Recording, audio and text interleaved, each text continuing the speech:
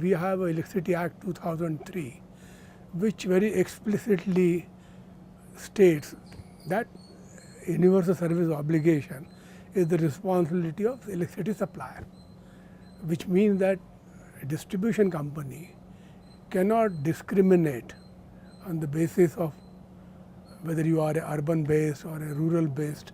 They had to provide. That is the legislative intent, but the practice is very different. The reality is that cost of electricity has gone up, apart from the inefficiencies of the system, which have been reduced to some extent, but they remain a major factor. We are dependent on major coal. Then the coal prices have gone up. We had to import coal.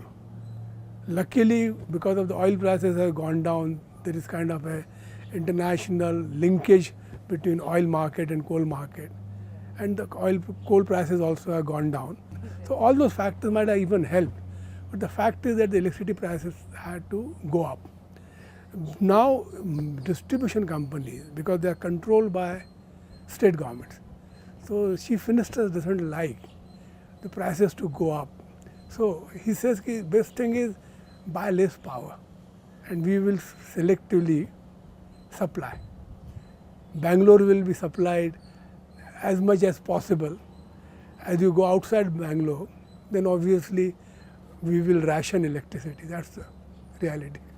What happens is that every country has some natural resources for energy security, not so much for climate change, but for energy security, we had to have increased share. And the prices of renewable energy have come down. So like now the solar, when they did the competitive bid, rates came down as low as 5 rupee 5 paisa. So if you were to look at the prices which are discovered through competitive bidding or conventional coal-based power, it is coming around 5 rupees. So there is a grid parity, but obviously I will pause here because grid parity, thermal plant can run at 80%, 100%, whereas this solar plant will run at only 17, 18%. So again, we should not mix that.